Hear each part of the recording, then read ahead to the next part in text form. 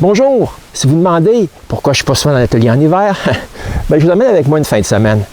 Ouais, mais c'est pas une fin de semaine typique.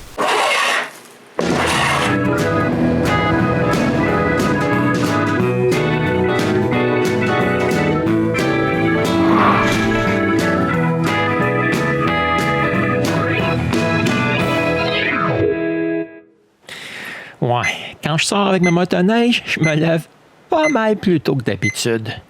Ouais, puis comme ça, je peux partir avant le trafic. Bon, OK, du moins dans ma petite ville. Parce que rendu au centre-ville de Montréal, moi, là, c'est une autre affaire. Ouais, faut que je fasse un détour pour aller chercher mon fils qui reste dans le vieux Montréal. Et ensemble, on va direction nord. Ouais, les paysages sont pas mal plus beaux qu'à Montréal. Quand on arrive à Saint-Michel-des-Saints, on débarque la motoneige et je suis content parce qu'il fait pas trop froid aujourd'hui. Ouais, mais ça m'a quand même pris juste un peu moins de 4 heures pour arriver ici par contre. Et là, l'aventure commence. On change de vêtements et on peut enfin partir. Mais ça commence mal. Ouais, je commence par vouloir traverser le lac Taureau, mais on se rend pas bien loin.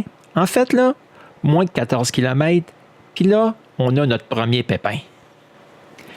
La motoneige tombe dans un gros trou que j'avais pas vu. Ouais, on est pas mal pogné. On réussit à avoir de l'aide, puis on peut repartir. Mais même si ma motoneige dit que je peux faire des expéditions avec, je prends pas de chance, puis je rebrousse chemin pour revenir sur le sentier. Ouais, mais là, je fais à peine 1 kilomètre, puis je frappe un mur, comme on dit ici.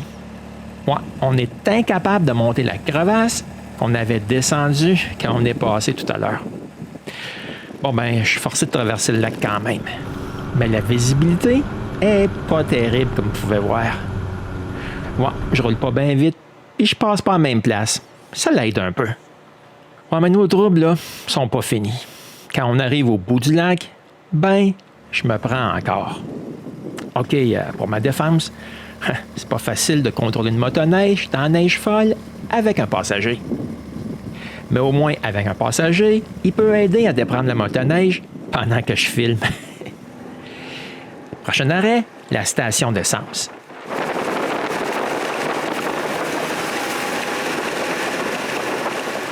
Comme vous pouvez voir, c'est pas droit comme une autoroute des sentiers de motoneige.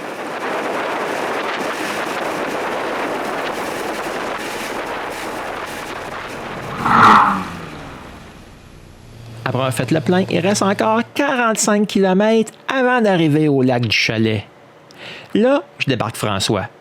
Parce qu'avec 1 mètre de neige folle au sol, on sera jamais capable de se rendre si on reste 2 sans motoneige. Donc, François marche et moi je pars. Mais, même seul, c'était pas facile à contrôler cet engin-là.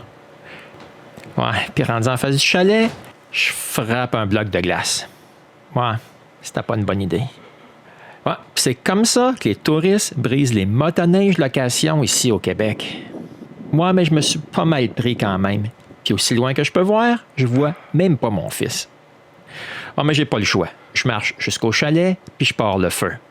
Ouais, faut bien se réchauffer un peu. On va y passer la nuit. Quand je reviens à motoneige, François s'y met pour briser le bloc de glace. Quand le bloc est en morceaux, il ne reste plus qu'à enlever la neige pour mettre la motoneige droite. Et finalement, la motoneige est libre et encore en état de marche. On n'aura pas besoin de marcher jusqu'à la civilisation. Mais notre job n'est pas fini, là. Il faut augmenter la température à l'intérieur du chalet. Et c'est pas avant le lendemain matin qu'on réussit à avoir une température agréable. Une chose qui est sûre, c'est que c'est pas aujourd'hui qu'on va se faire piquer par des maringouins. Puis à partir de ce moment-là, on est sur le chemin du retour.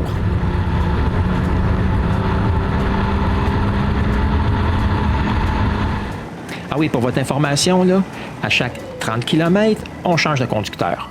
Comme ça, on peut partager les seules poignées chauffantes qui existent et qui sont sur le guidon.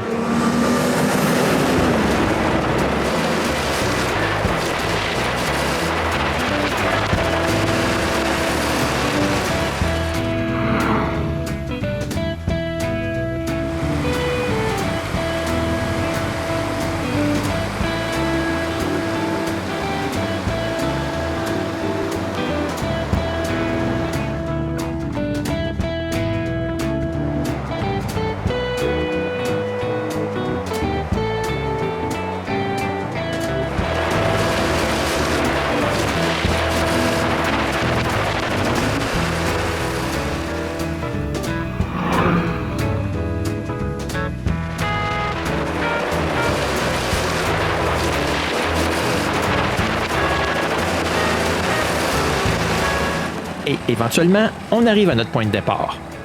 Ça a été 2 journées fantastiques, pleines d'émotions, puis on a réussi à faire une belle petite randonnée. Ouais, mais il faut quand même revenir à la maison. Et ça a été assez long, parce qu'on était pris derrière les charrues pendant près d'1 heure.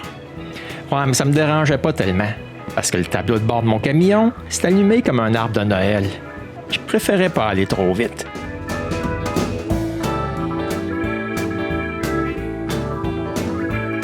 Ouais, j'imagine que j'ai pas convaincu personne de se joindre à moi pour ma prochaine expédition.